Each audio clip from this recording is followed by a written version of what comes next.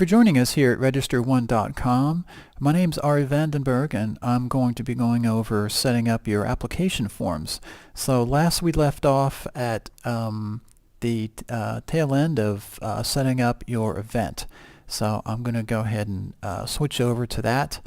So within the RegisterONE application, we've finished creating our event, and then there's a green button here that says Create Application Form. So that will take you over to the first screen that you would use to create your application form. So I'm going to go ahead and switch back to forms, and here's your button here to go back, but I am going to go ahead and edit an application that I set up already.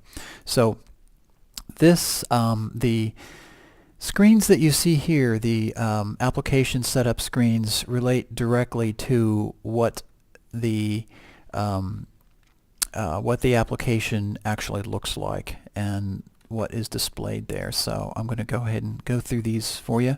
So form nickname is a nickname that you would use to identify your specific form, and vendor types. This is a selectable vendor type list that you can use to display the vendor types that you want on there. So if it was just going to be a food related application, you would probably have these three selected, and then when you go back to your application form and you refresh it, you'll see that only the food vendor types are displayed in there. So so that's how that works. Under setup details, you would paste in here your setup details that you would want to be communicating with the vendor. So there's setup details, there's load in instructions and load out instructions. So your vendors will know what they need to do as far as load in and load out. The next screen is amenities, and that relates to the items that they'll see on the amenities screen here. So again, this is a selectable list of items that you've set up under settings, and so you can select or deselect which ones you want to appear on this specific form. And the prices here are your base pricing for these amenities. However, if you want to change these to something else, you can override the base pricing on these amenities like that. And this is the venue map, so this is your selectable map. And if you click on the preview button here, it'll pull up, and then you can see what that's going to look like right there. So, oops, let me go back here. Okay, so that is the selectable amenities screen. And the next screen is fees and payments. So you have a lot of flexibility here in terms of the types of fees that you set up. So if you want them to pay an application fee of, say, $50, you can add this, and then what that will do here, let me go ahead and change that. So let me save that and then go back to the application form, and I'll show you what the okay, so the screen here, it displays everything that we've ordered. However, the only thing that's due is the application fee here. So they would be paying the application fee first before they can do anything else. Okay, so that's the application fee. Now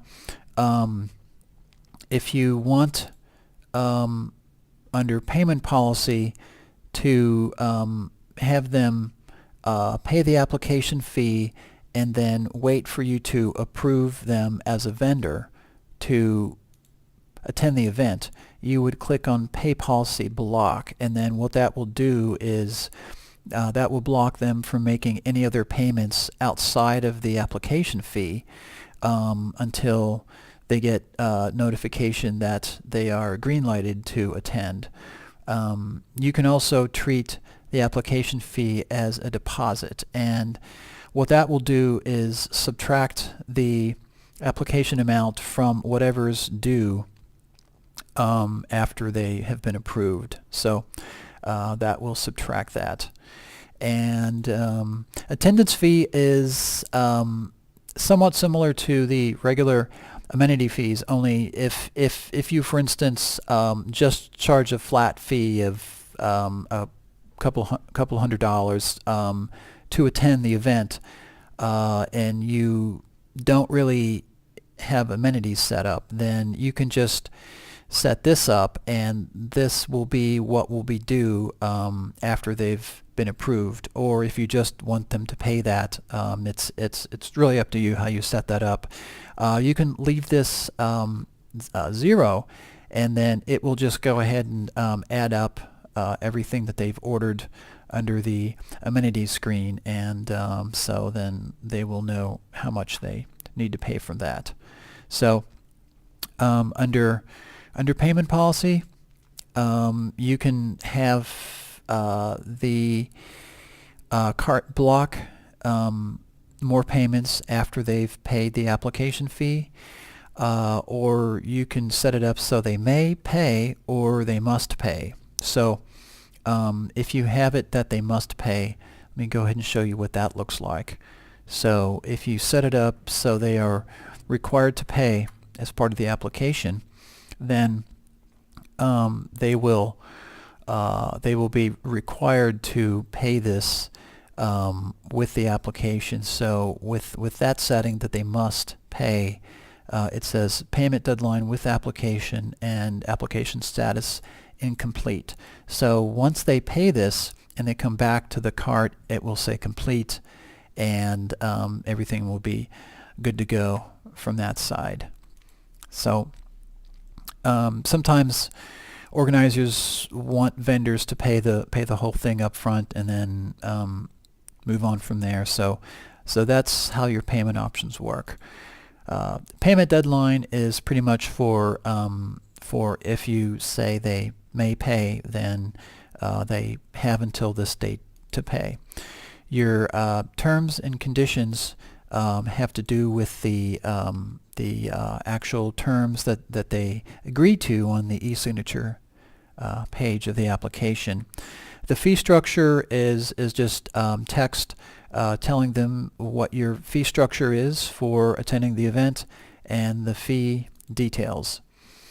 And we just set up discounts for your applications. So what that means is you can offer, say, early bird discounts to your vendors that expire on a specific date that you would add right here. So if you want to offer, say, a 5% discount for the application fee, then that will apply to the application fee. Or you can do attendance fee, or the balance based on the amenities they ordered, or you can apply that to both. So that's really up to you how you wish to do that. So if I go ahead and select that, and then I'll just do a 50%. I'm so generous. And then you go back to the application, then it will automatically calculate the specifics of how much they are required based on the early bird special that you set up there. So if we go back to payments, go ahead and disable that, and then there's your summary of how you set up your event. And the next thing would be to create custom fields for your forms. So I'm going to go over that in a different video. Hope you join us, and thank you very much.